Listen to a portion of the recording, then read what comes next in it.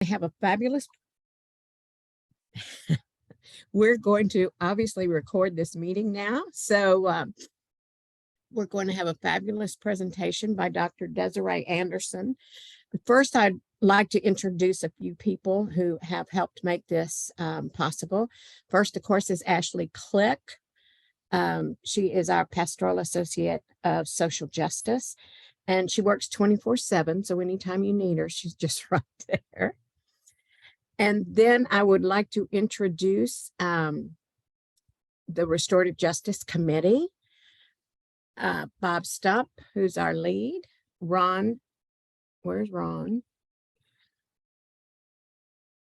Ron Castaldi, there you are. Gotta find you on a different screen for me.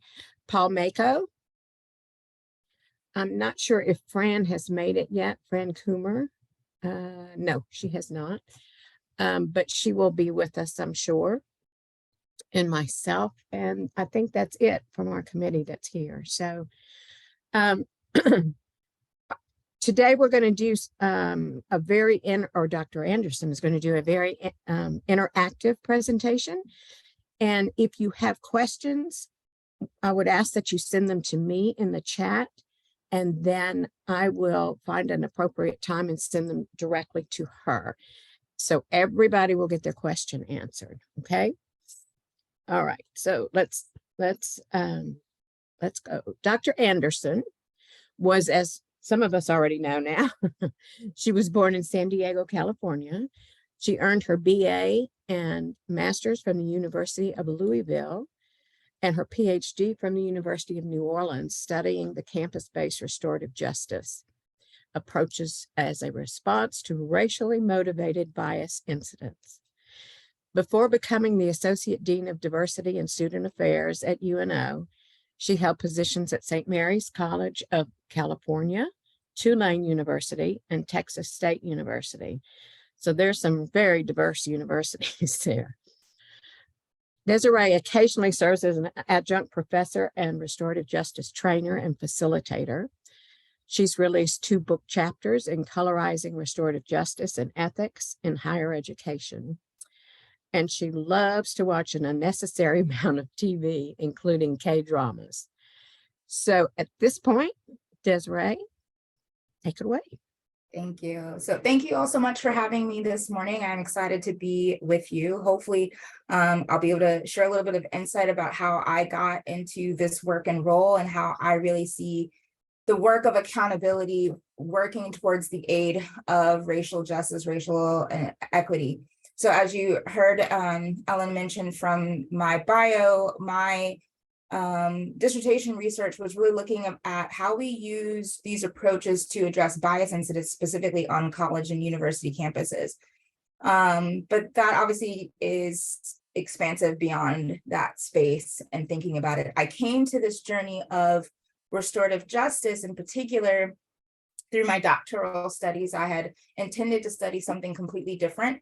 But while I was in my program, I don't know how much you all know about the city of New Orleans and our education system. But at that time, after Katrina happened, the school system went through a massive change. And now we're 100% charter, parochial, or private. In the city. There are no public schools in the city of in Orleans Parish. And as such, that to some degree meant that there was room for alternative approaches to address, harm and things like that were happening, but particularly looking at things like the school to prison pipeline. How can we think about discipline different in the city? And when I learned about what restorative justice was and could be, I started to do a deep dive into that work. Did my initial training with the Center for Restorative Approaches in the city, and started doing some observational work at a couple of the non-traditional high schools. And the moment that really sold it for me was there were 2 girls literally about to get into a physical fight in a hallway of a school. And as one of the girls pulled her arm back and ready to swing, she took a deep breath and she said, "We need a circle." And the other student said, "That's right, I'm gonna go get Mr. Evans." And they went and got Mr. Evans. And they, went off to the side to go handle it. And for me, what that really signified was that if you give people the right tools, if you give them something else, another pathway to resolve their issues, their conflict, they will use it. The problem is that we've not been situated in a space and time in which we've given people adequate tools to talk about harm and violence, to talk about their feelings, to feel seen and to feel heard, to be able to take accountability with support. We've worked so hard to push people away in every possible way that we can. We've become so individualized as a collective, as a society, that we don't really think about our role and responsibility for the hurt and the healing of other people. And so that really is what has driven my work with restorative justice and how I've come to this. And so also partly how I've come to this topic. So let me share my screen here. Let me see if I can. I've now lost you all. Hold on, let me see if I can still see you a little bit on the screen there. So kind of the question is, what if? This quote by Mia Migas, I think, is something that really stands out to me in particular. What if accountability wasn't rooted in punishment, revenge, or superficiality, but rooted in our values, growth, transformation, healing, freedom, and liberation? What if we cherished opportunities to take accountability as precious opportunities? And when I read that quote and I read the article that comes along with it, I think that is exactly where I felt and exactly how I saw restorative justice working towards meeting these goals of seeing accountability as a tool of relationship and not a tool of punishment. So I would like to ask you all, if you feel uncomfortable, either unmuting or dropping it in the chat, what does accountability mean to you? When you hear accountability, what does that mean to you?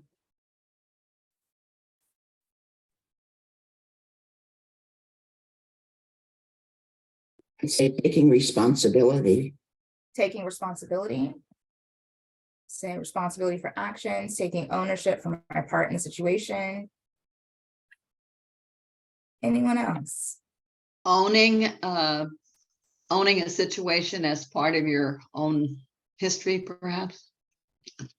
Yeah, excellent. So I see quid pro quo, etc. Right? Right. So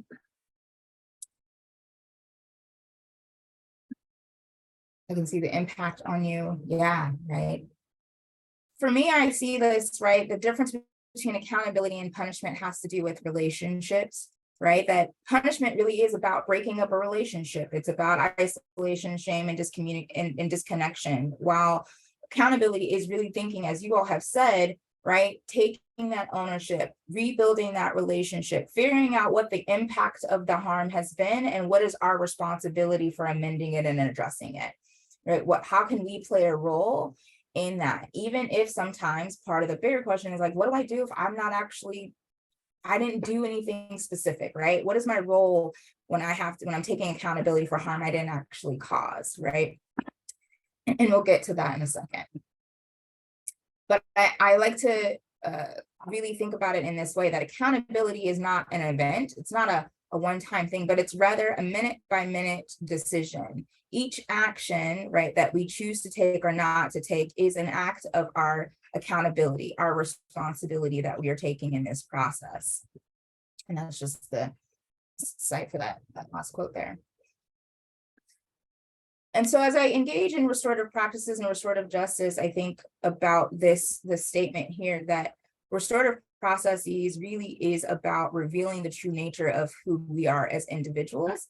And then from there, thinking about how our community can help rebuild us as a collective body, how we can be seen, how we can be visible, and developing that sense of trust and value. Because without that kind of trust in that relationship, one, people are going to continue to hurt and harm people because I don't see you as a valuable person worthy of respect and trust and all those types of things. But I'm also certainly not going to do the work of trying to make amends if I don't trust you, if I don't value you as a person. So as I go through the work that I do, I ask myself a series of questions. And so the first question that I asked myself as I'm thinking about accountability and the role of accountability in this work is, in what ways might my identity help or hinder the repair? And so for me, this is about practitioner self-reflectivity. What things do I need to discover or uncover about myself that will either help or hinder the repair of that we're trying to fix? What things do I need to understand or that I'm lacking in understanding in order to be able to acknowledge the harms that have happened and moving forward? So again, what do I need to know or understand that maybe I'm missing because I've not had the lived experiences? What privileges do I have that are blocking me from understanding some perspective? Because again, I've not had the lived experiences to be able to understand that. And what values or lived experiences can I lean into then to dig deeper into that understanding to build that repair? And what I mean by that is that I may not necessarily have the exact experience that somebody else has in order to be able to develop that empathy or understanding, but I can probably pull on something else that I've experienced similarly to be able to figure out or to try to develop some type of connection to something that they've experienced that I can then lean into to develop that empathy and sympathy with the individuals. And then how can I use maybe my identities to build a greater understanding or connection with that? And so when I talk about identity, I really do mean it in the sense of the way that we are socialized in terms of our identities, in terms of race, our class, our gender, our sexual orientation, our religious backgrounds. All of those different types of things are going to inform how we see or understand a situation. Right? Because again, the more that you have lived certain types of experiences, the more you're going to be able to live and understand other types of experiences without, having to live certain things. It's harder to understand it, right? And that's not a fault of an individual, right? That doesn't mean that you're a bad person. It just means you don't understand that particular lived experience. So if you don't have that lived experience, what can I be doing to figure out that lived experience? Or what questions can I be asking of someone to try to understand their lived experiences so that I can be better prepared to acknowledge the harms that have happened, even when I don't maybe understand it? Yes, I love this. Accountability raises a question: to whom, to oneself, to a community. How are actions assessed? The individual is accountable. People in positions of responsibility should be held accountable in a vulnerable way. But also not just people in positions of responsibility, right? All of us can play a role in accountability, right? Because we maybe need to hold people in positions of authority accountable, and that's part of our responsibility as well in that. And then I think the thing that often comes back that I always come back to, especially when we're doing this type of work, is how can I take responsibility for something that I did not do? And what I mean by that is oftentimes, especially when we're thinking about racial equity work in particular, is, well, I'm not responsible for this thing that happened. I wasn't around when this thing took place. So how and why would I be responsible for that? And to answer that question, this is just a quote that's down here. To answer that question, I start again going back to, how can we be accountable if we don't acknowledge the harms that exist, regardless of my actual responsibility of being in it? And so I think about it in a couple of ways. On the one hand, yes, like, right, I present to the world as a way, like, right, you all see me as a Black woman, right? I present to the world that way. That's something that you could visibly see, you could accurately guess. But there's a whole lot of other ways in which, right, as a person with, a terminal degree, who was raised in a military family, which meant I had adequate access to healthcare, schooling. I was able to travel. I went to high school in Belgium, right? There's a lot of ways in which I have been incredibly privileged based off of my family's social status of being military, compared to even my own family, right? And so while I'm not responsible, right, for the fact that, like, I got to go to school in Belgium, or I'm, had access to really good quality education growing up, because that's something that had absolutely nothing to do with me. I didn't choose that.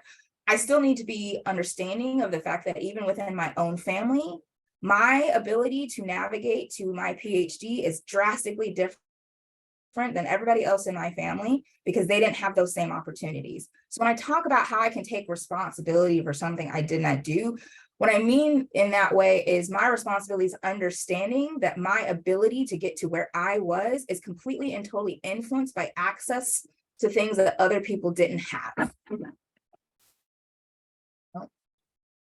Right?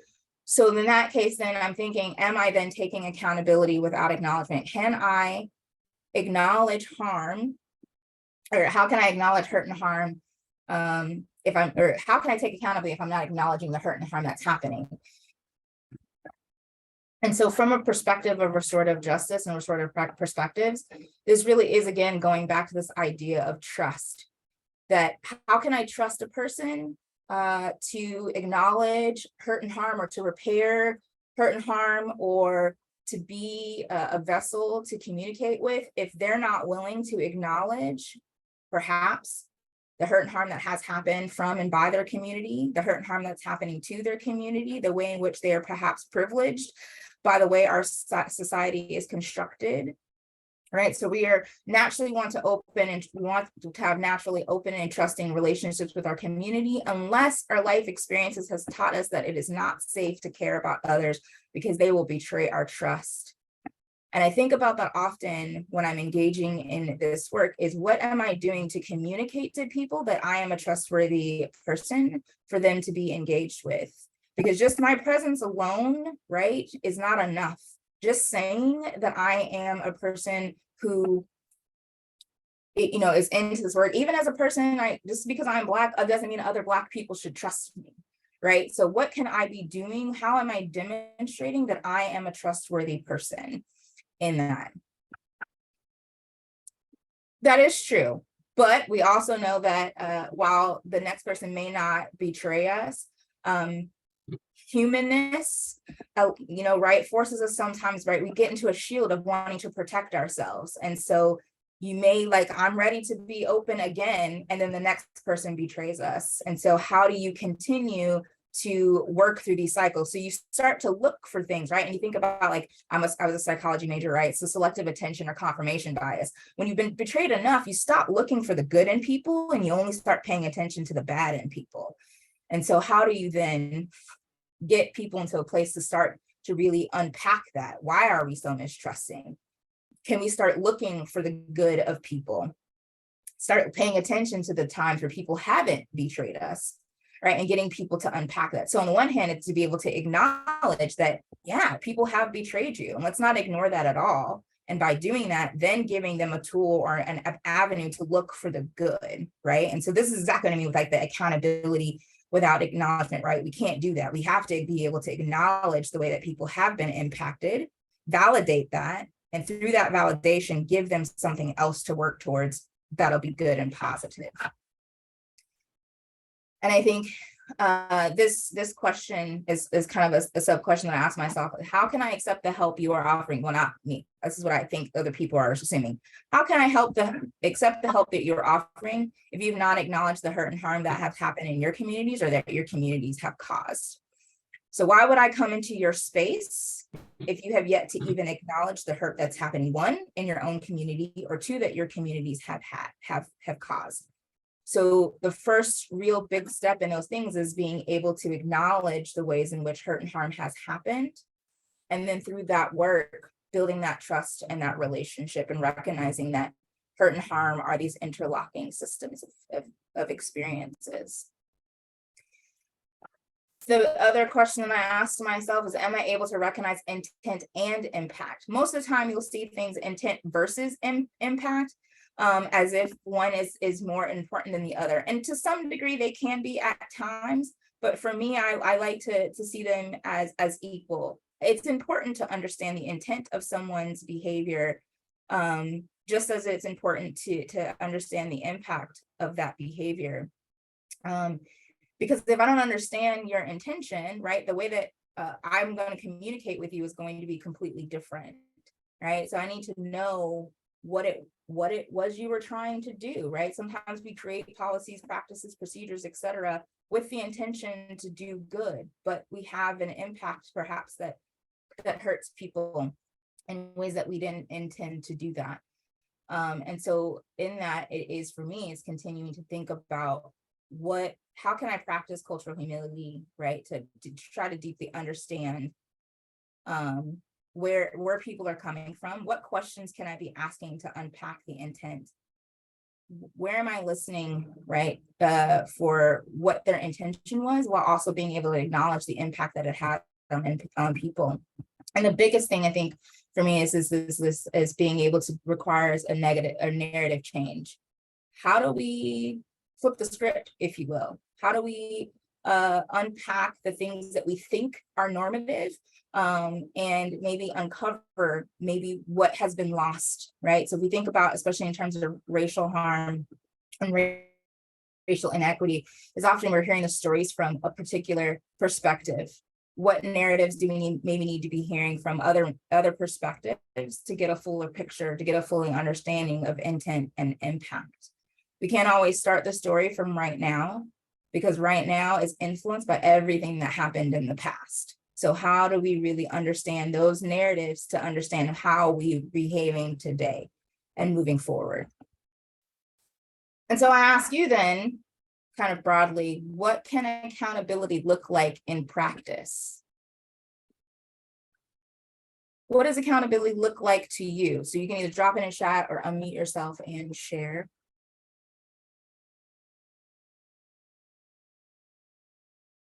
Dr. Desirée, I'm sorry, your last name, I forget. Desirée, Dr. Anderson, you can just call me Desirée or Dr. D.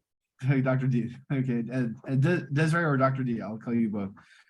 So I at work, one of my previous employers, I'm a federal employee.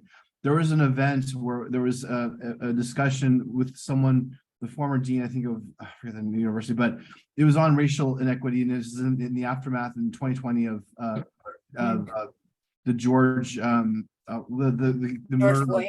right, Floyd murder. So so I worked at an agency that's very white, but they had, so the minority, the diversity inclusion aspect of the agency had a presentation that over 8,000 people attended online. It was a massive turnout, and it was a wonderful presentation.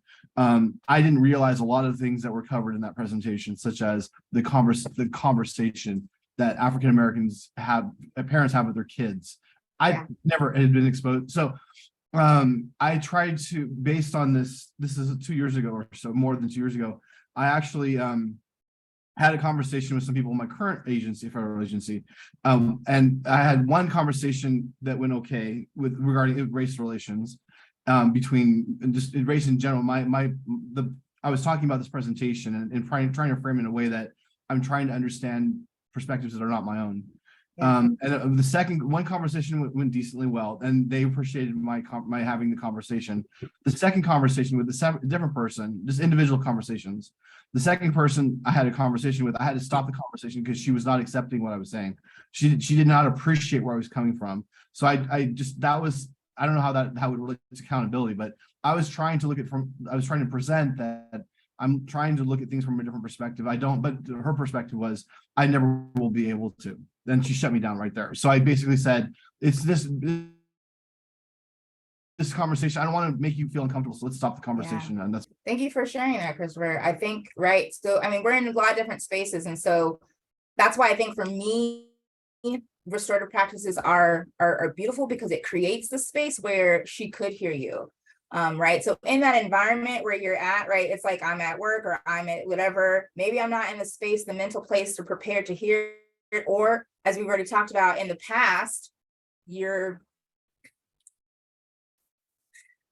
people have said these things about wanting to do X, Y, and Z, and then they turn around and do hurtful and harmful behavior in the past. And so I don't even want to hear it. Right. And so it sucks for you because that's not your intention, but again, that they've had these experiences in the past. And so it's like, I don't even want to bother anymore.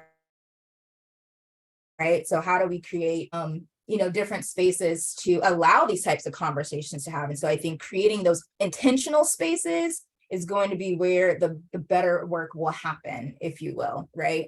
Rather than the random spaces. But hopefully, as we do this more and we see these types of conversations happening, these types of trainings and things like that do happen, those random conversations can happen in spaces where everybody is willing to hear the perspectives and lived experiences of everybody around them. But we're just not at that place yet as a society and as a culture, because we don't even collectively apologize as a society. Like, right? We don't assume that people are going to do that. We don't assume that people are going to have the best intentions, because we just don't see it happen enough to walk through life in that way.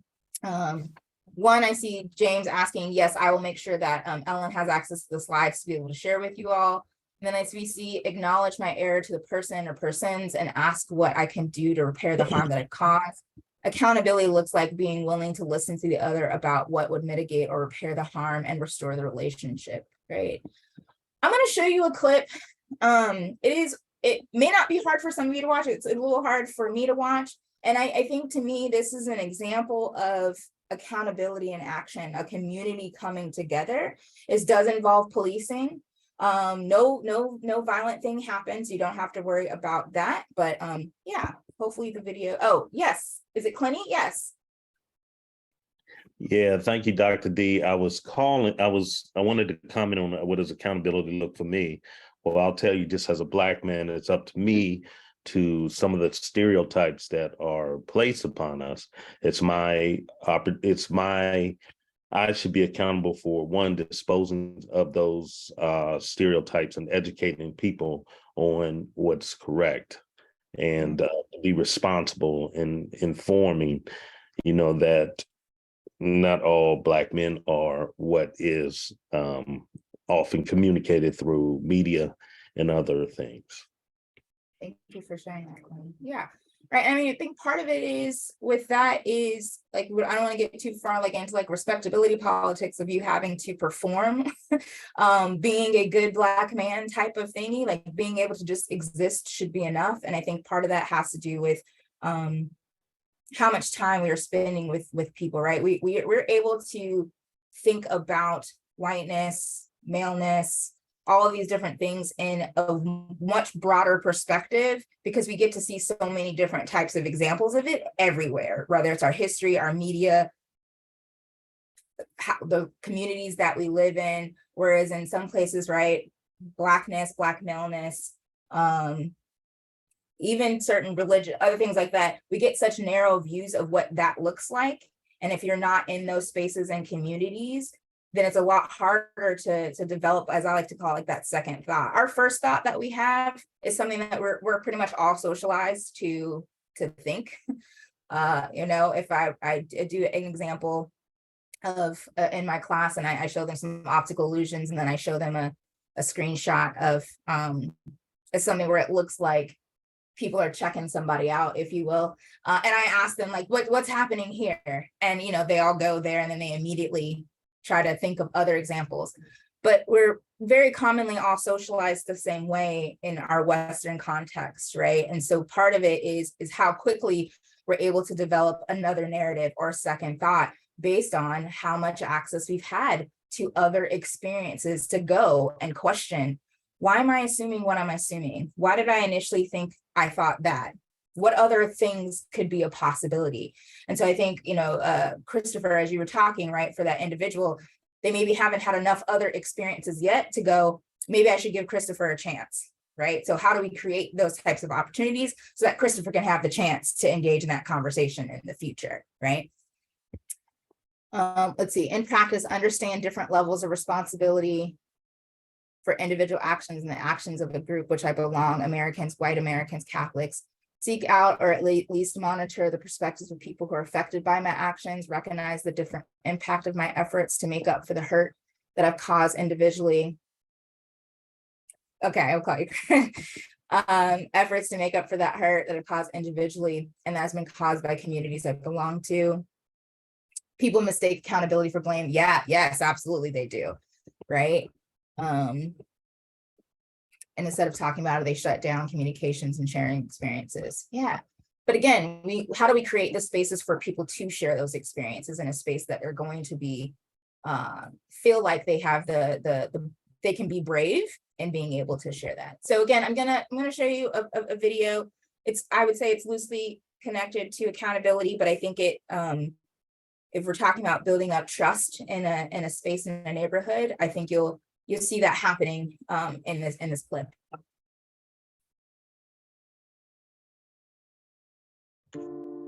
Neighbors, they likely saved a Black man's life by responding in this way. Oh my God, I'm so confused. Like, what are they even talking about? I don't have no weapon, sir. He's holding a phone. I have no weapon. This is a speaker. I don't have anything on me. These guys I don't have anything on me. I have nothing. What? He's not holding a gun. I'm afraid of The person, what are you talking about? We're much more scared of the police in this situation than this guy. Can you guys calm down? Calm the down. He has nothing on him. He has nothing on him.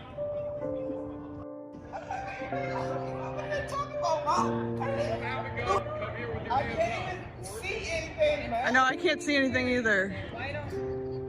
You want me to walk up with you, man? Yes, sir. Yeah, I'm gonna walk up with you, okay? Bro, I'm just getting on the ground. I'm not even walking anywhere, bro. They're giving guns at me. No one has a gun except for you.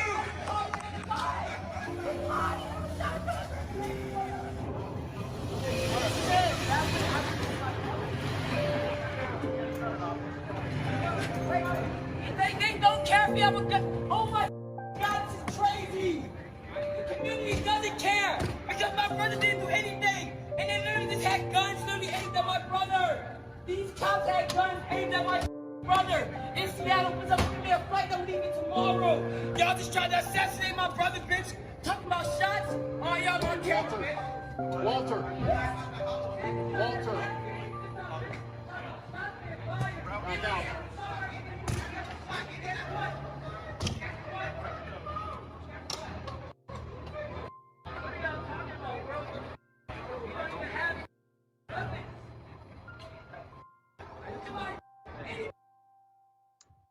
Let me tell you why these cops left. They left because they clearly saw the man they were about to assault or have adverse engagement with, whatever they wanted to do. They left without that engagement because they clearly saw a community had his back. We are a coalition. This is what happens when we operate in a spirit of unity. This is what happens when we are more concerned about drawing circles rather than drawing lines. They likely saved. Okay. So just any thoughts from watching that quick clip there?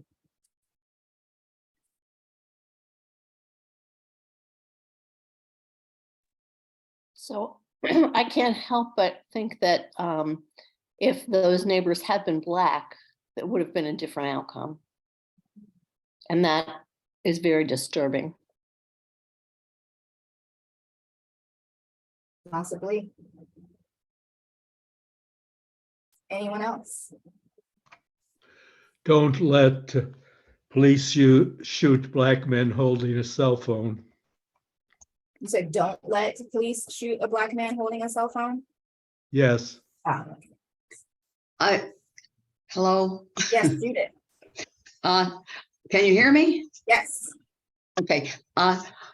It just occurred to me that that's why it's so important that we have diverse communities so that we are able to understand better, but also to protect each other, for heaven's sakes. It really is. I don't know. We've been supposedly trying to do this, but other people run away. So what are we going to do? I think that's why it's so frustrating. See. That's a good question, Chris. I wish I knew the answer. Right, but I think we see that so often, but and it's to I didn't see who the first person was that spoke, that was asking if the neighbors had been Black, would it have turned out differently? And we will never know for sure. But I do think, right, the more that we see, and we've started to see more of it, which I'm really thankful for, that more and more people are videotaping, recording, and stepping up, but particularly people who present to the world as white, who have a little bit of social privilege in that aspect, have started to show up in that way and are taking the responsibility for stepping in. Because all of those neighbors, they could have just gone in their homes. They could have just walked away because it wasn't their business, if you will. But that's their neighborhood, that's their community. They're accountable for the things that are happening in that space. So I think when I think about accountability and practice in some ways, that to me is an example of the ways that you are demonstrating your commitment to change, to that's a small locus, right? Because there's system level stuff that we have to do and to work, but it really, in a lot of ways for me, starts at that ground level, right? The more that we can get people to start doing things at these ground levels, the easier it becomes to develop a groundswell to start changing policies and practices and procedures at system levels. So what can we be doing in our everyday kind of situations to be able to do that? Dr. D, sorry, Sure. This is Jean, can't get my screen to change. I'm the sunset view or sunrise. I think what that video did to me, and my complexion is Caucasian, the shift in paradigm is twofold. One is that you can take action, but I think for a lot of us thinking, well, the police are in charge, the paradigm shift with all the last couple of years of videos is they're human. We need to engage. We need to understand what's going on. And for my neighborhood, which is suburban, it still has incidents, and you think, oh, it's all good. They have coffee with a cop once a year, which is based on the English. And so we went up and asked them about things, and we humanized them as well, and got to know them. So not only can you engage in the moment to look out, but you can also proactively understand what's going on in the police situation in your own neighborhood. And they may actually know you. So when something happens, they're like, oh, I already know this person. So you can even take the next step for accountability and engage in the community with your local enforcement. Yes. Right. Going back to community policing that used to happen. Clinty, I think I saw you unmute yourself. Yeah, I think one of the things you don't know about this situation is how the police came to be called into whatever it was, because how it's communicated through the dispatcher to the police. They may come with already their preconceived idea of what's going on. So now you already have a heightened situation that can quickly escalate. Now it does, as a Black man, we're told just to be quiet and cooperate, but that isn't always you don't always have that opportunity, because if they come in already feeling like, okay, somebody called and said there's a suspicious Black man walking around with something in his hand. As a police officer, you may be like that. Oh, does he have a gun? What is he going to do? What is he dressed like? So, once to say, when you talk about community, but as a community, we can't jump to conclusions just because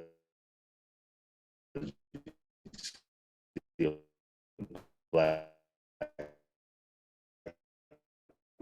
men to make you probably maybe saw it. It was about the 13-year-old girl who was like cleaning up bugs of plants in her neighborhood, but the caller, when they called, said this little Black woman, right? And so already aging a child, and how important language is when we are doing, because language is coded in our heads, right? And so it just thinking about simple, if someone were to ask you, how fast was the car going when they crashed into the back of that other car? Well, the word crash, just that, right? It's going to make you assume that it's going to be a high number. So someone's just primed you to think that the car was going really fast, as opposed to like, how fast was the car going when they bumped into the back of that car, right? That language has coded your mind already. And so the answer you're going to give is based off of how you've been primed. So much when we talk about accountability in this is going to be really pertinent to thinking about using, yes, that case. You know, and her like older sister went before like the council to talk about that, right? And so much of accountability is it's at so many different levels, and so we have to start at our very individual at the individual levels, but also thinking about where we are with how we are holding each other accountable. And so for me, what I think about what accountability is really deferring to the most marginalized for the answer. And so when again I go talking about that intent versus impact is when we maybe have some really good intentions, but we don't understand communities because it gets communities. And when things work for the least of us, it will work for the most of us. So how often and when can we do our best to learn from and be in community spaces and hear the voices of the people who are going to be the most impacted by the decisions that we make every day? Demonstrate your commitment, right? So how can we show that? How can we show up every single time in a way that is going to be impactful, whether it is calling our state, local people, it is, you know, calling our cities when, you know, we got potholes because it's going to impact people with disabilities or things like that. When we are calling out our neighbors for calling the police on someone who was just walking down the street, et cetera, et cetera. And that goes to the idea of define structures for accountability before they're even needed. So how are we as a collective body, when we are in community with each other, going to hold each other accountable? So what can we be doing? How are we, what systems are we putting in place to make it comfortable for us to call each other in when harm has happened, right? What standards are we putting out there? One thing I do just in my classroom, it's silly, but the students love it, is just oops and ouch, right? Like just to be like, oops, somebody just said something in the class that maybe they didn't mean to say, and it impacted someone. So do we want to take the moment right now to talk about it, or we do want to talk about it later after class? But just setting that community norm immediately helps create a space for people to be able to name the things when they happen and to be able to acknowledge it in a way that's helpful. And then developing those feedback loops on community norms. How are we constantly checking in with the work that we're doing or not doing, if you will, to ensure that we are doing all of the things ahead of time? Let's see, we've got some stuff in the two things that stand out in the interaction of fear demonstrated by the police and the response to that fear by domination both indicate a disconnect with the community, with which members of the community to de-escalate. Whether Black members of the community could similarly diffuse depends on the nature of the fear of police and who and their perception represents community. Absolutely, Paul. Right, and so again, this idea of community. And so for me as a restorative practitioner, and I know for those of you who did like our workshops, I would say that 80% of our work has to be on the community building aspect. That has to be the most essential work, because without community, to Paul's point, I don't see you necessarily as someone worth protecting or someone worth giving a chance to or someone worth making amends with. So how do we do? So what opportunities and spaces can we do in terms of our work of accountability is to build community, build relationships. How do we do that? And how do we create spaces for that? And so for me, this is just kind of the little quick strategies that I use within my restorative work here, is obviously focusing on the repair of the impacted parties, but providing the process for making amends to the community.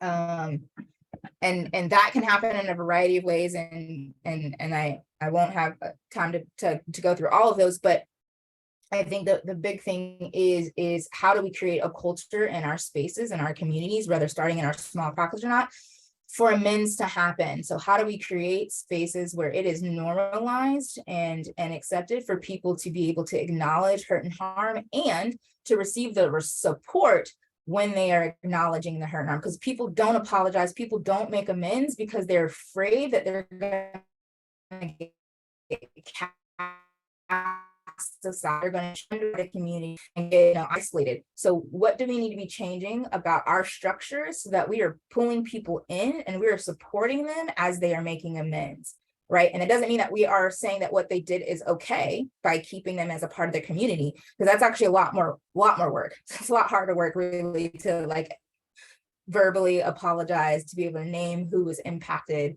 how they were affected, what you're going to do, you know, to not do this type of thing again, and what you're going to do to make amends. That's actually a lot of hard work, rather than just going and sitting in a hole somewhere where you're not really getting an opportunity to reflect or to learn how you've impacted other people. So for me, the biggest goal that we have to do as a collective body is to create the support and the container for people to be able to apologize, to be able to make amends, so that it becomes part of our normative culture to do that, and to be able to acknowledge that harm regularly, so that when things happen in the moment, people are willing to hear the apology, hear the, you know, I realize I messed up and I'm willing to listen to it.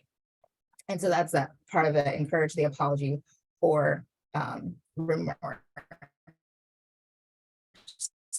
Oh, and I'll open it for questions, because I know I didn't have a lot of time.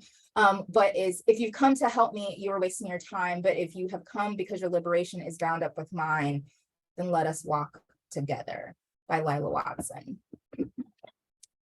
And I will stop the screen sharing so people can see. And I see a couple things in the chat box there. So let me close this thing so I can see chat box.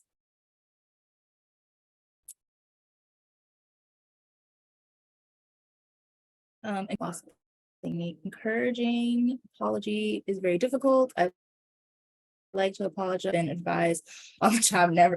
Exactly, right? We create a culture and a structure that does not allow for apologizing. We create structures, and part of it's because we've got, you know, legal things to consider, or, you know, human resources is like, yeah, we don't want to do that, or yeah, right, it makes you appear weak. So for my ultimate goal of the work that I am trying to engage in is, how do we shift and change that mindset that apology is a sign of weakness, or we have to be mindful of the legal aspects of work and things, or if we admit this wrong, then that could set us up for a civil lawsuit, or all of those different types of things that are happening there.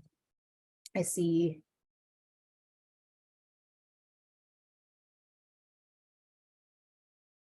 Sorry, I'm trying to read. I'm reading some of the questions.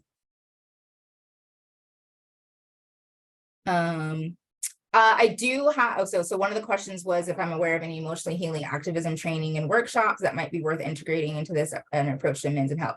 I can't think of the title off top of my head, but I will send them to Ellen so that they can be shared with you all along with the presentation. See, more restorative justice in the court legal system, collectively support the system in our government structure.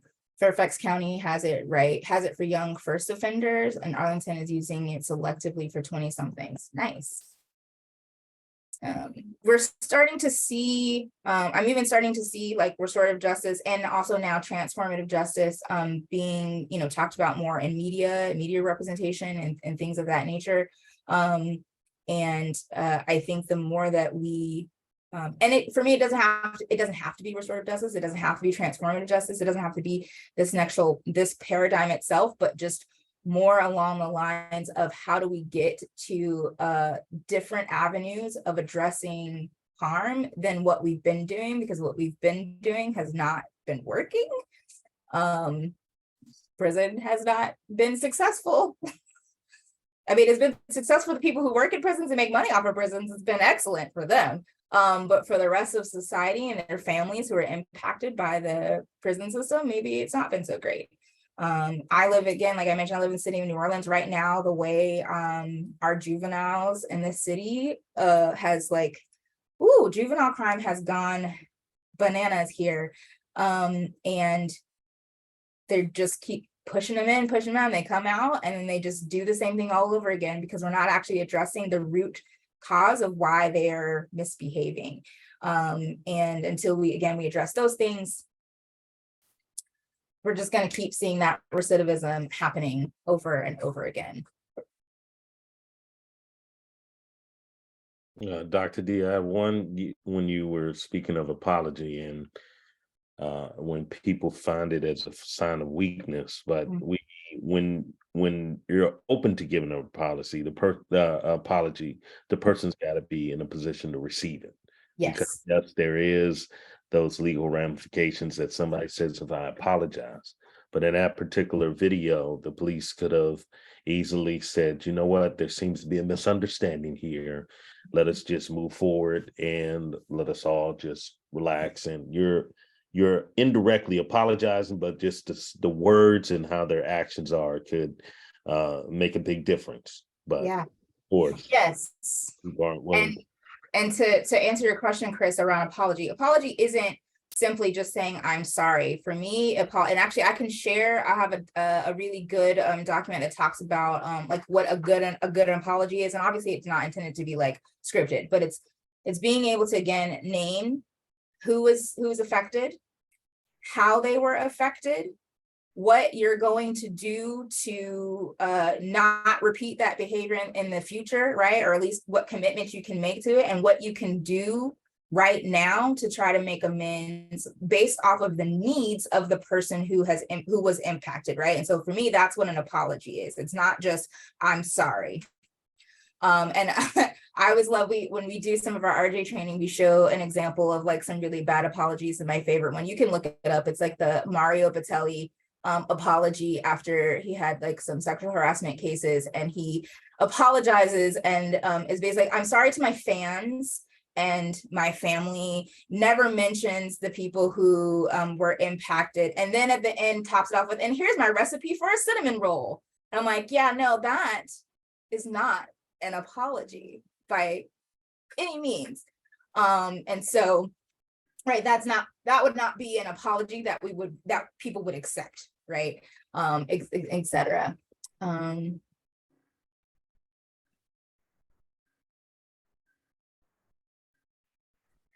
See, sometimes it can be as simple as and important as using practices that help us with deep listening. Yeah, absolutely. Any other questions or comments in the time that we have left? Because I want to be mindful of your time. Yes, Chris. Just want to say I have to bug off pretty soon. I have an NYU presentation I'm watching very soon at 11 o'clock. But I want to say thank you very much for your presentation. I'm really pleased to be able to share that one thing that we have in common, that we both were born at Balboa Naval Hospital. So take care. Thank you very much. Bye, Chris. Thank you for your participation. I just want to also piggyback on what Chris said. Wonderful presentation. The video shook me because that is the way of life right now, and it's sad. And we have to have more opportunities where people can dialogue. Like you said, have a circle. The police, of course you don't want to get rid of the police because that's the first people you call when you need help. But you also need to feel like you can trust them, and trust all the way in all kind of boundaries. And having a Black son and daughter, well, of course, but you know, and having to tell them, this is what I want you to do in a country that's supposed to be the land of the free. Put your hands on the steering wheel. Don't talk back. But then if you escalate them to their part, they're going to be scared too. They might run. They might go, even though I tell them, don't run, don't do this, but it's the reaction, it's human reaction. It's what anybody would do if they're afraid. So, you know, we have to get to the point where our opportunities are there to just have discussion, that we have opportunities for young kids to go, that is across the board, that is offered, like you said, everybody in the same family doesn't have the same opportunities. But as a country, we need to present those opportunities to de-escalate those who have and those who do not have. Because maybe that's where the trouble is. Those who do not have, what do they have to do? Nothing. Cause trouble. It used to be a time when you had recreation centers, where you had social activities where everybody was involved, and you don't have those in communities anymore. You have more buildings than you have recreation centers. And that's the sad part. And that's just not with, in all communities. So we have to have a resource. We have to push for more opportunities, and the same opportunity, no matter what color you are, no matter what race you are, no matter what disability you are, no matter what sexual orientation you are. It has to be those opportunities to build up communities and to build up a person, because you have to have that. That's what we have to fight for. We have to work it. You know, if I could jump on and back up Rhonda's, we have a situation in my neighborhood where there was there's a man in his mid 40s, I believe, and he was hurt very badly in a car wreck to the point of he's very damaged, walks strangely, is not able to talk real clearly, and sometimes has something along the lines of a mini seizure. So when he came to live with his sister and her family, and there have been so many reports for a while of him and people calling the police on him. The police, I know his sister now, and she said that the police have been there at least once a month. But what they ended up doing was literally creating a campaign of neighbors to take up for him, because when the police would come, then he would really just go panic stricken and off the top there. So she did it through Facebook. She did it through her neighborhood. She did it through postering in the different, I live in a condo community. So on some of the different bulletin boards to try and introduce him, and neighbor to neighbor to neighbor, when something would show up in the different groupings on Facebook, they would say, no, this is a man who was in a car wreck and he was injured. He is just as harmless as can be. Because he'd like to talk to kids. He'd like to, and everybody around here walks their dog between 5 and 8 at night. So he would be out talking with the dogs, that kind of thing. It takes a big community on all levels and all colors to protect ourselves today.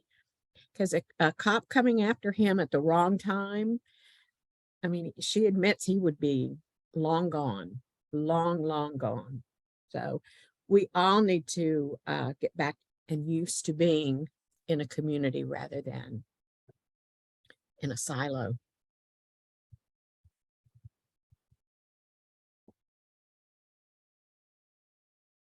I think the contrast that your presentation and some of the comments make between the value of accepting responsibility and apologizing versus the risk that we have in terms of our litigious society, either in civil or criminal, that points to me how deep the task is in promoting restorative justice, because it goes against so much of what our culture is about and the way we approach other people and situations where harm has been done.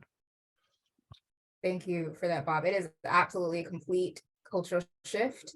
And that's why I think it takes a lot longer to develop. And I'm not even doing it at my own institution right now because I don't have the time or the resources to do it well, because I know it's going to take a lot of layers to make it be efficient and to work effectively.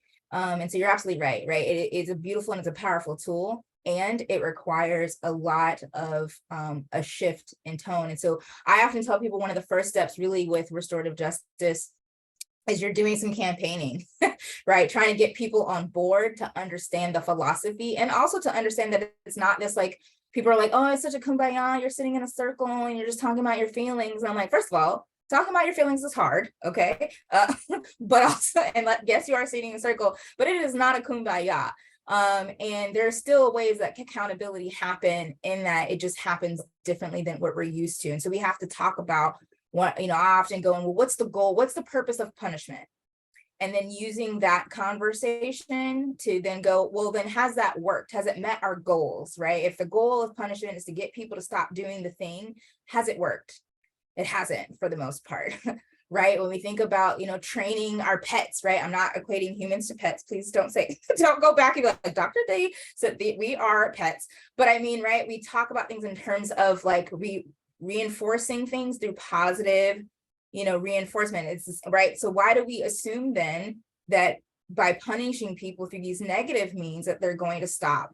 That doesn't work, right? Like, we reinforce through good behavior the same way we do that when we're raising our children. We want to reward them for doing good things. And that will probably have a lasting and longer impact than doing, punishing them for negative things.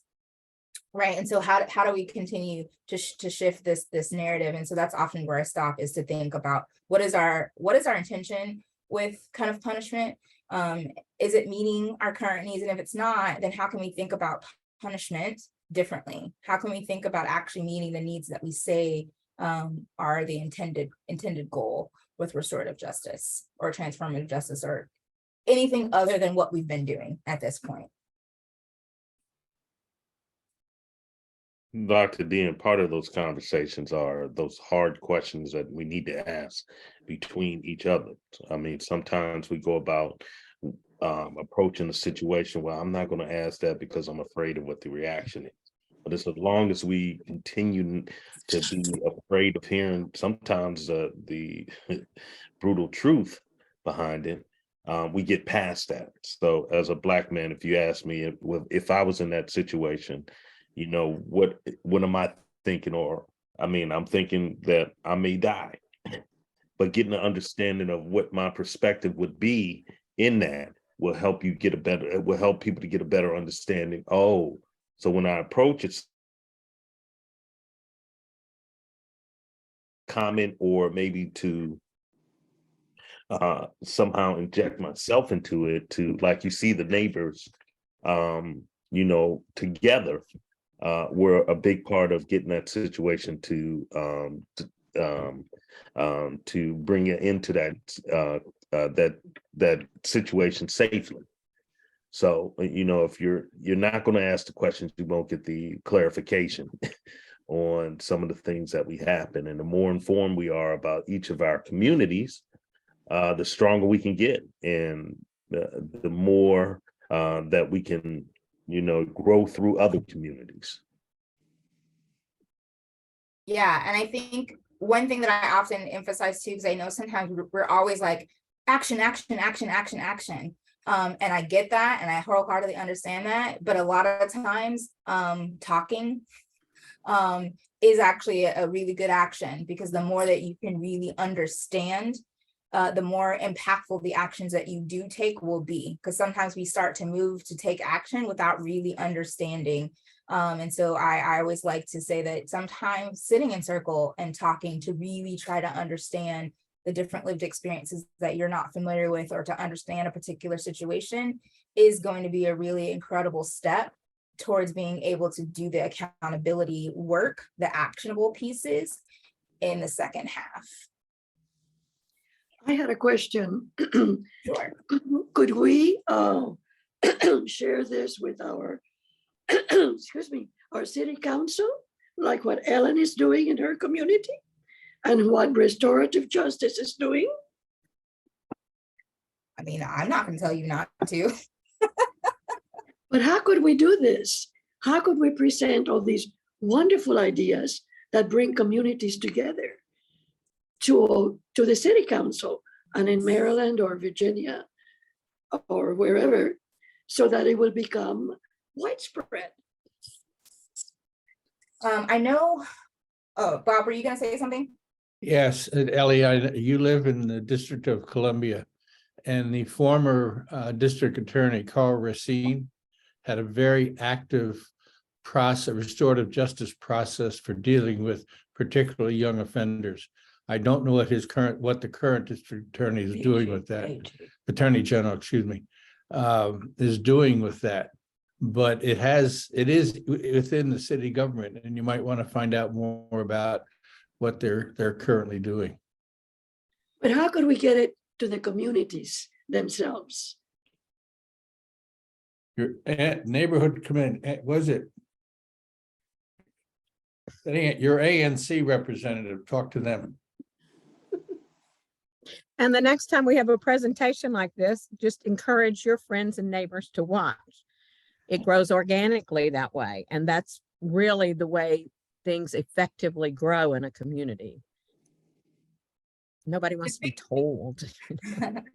Yeah, I mean, the big thing is, right, is, I mean, in your local communities, I know both at, there's probably tons, especially in the DMV area, of organizations that are doing the work. And so part of it might be reaching out to those organizations to have them do some presentations for different community organizations and things like that, to start to say, like, we want to just at least to know what it is, to get it out there as a potential, you know, prospect for healing and harm. And so one of the things that, you know, we when I was first getting introduced to RJ when I was here in the city of New Orleans, is that the Center for Restorative Approaches were even doing things in neighborhoods. So they were finding, you know, things that were happening between neighbors and coming to them and saying, hey, we saw that this thing is happening in your neighborhood. We want to come in and help try to support your neighborhood with healing.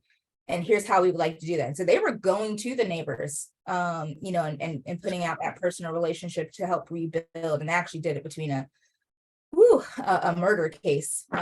And I thought, yeah, that was beyond powerful to watch them do that. But you know, finding out what services are already available in your community and reaching out to them to see, one, who they're already reaching out to, and then if they're not reaching out to some people that you think they should, trying to make those connections for them. Thank you. Anyone else? The one factor I do want to add is that one of the critical factors in having these conversations is you have to have the right people there. Then those individuals that are willing to be open to hearing these conversations, because if you don't have the people that are a part of the issue, then you're just going in a circle. That's it.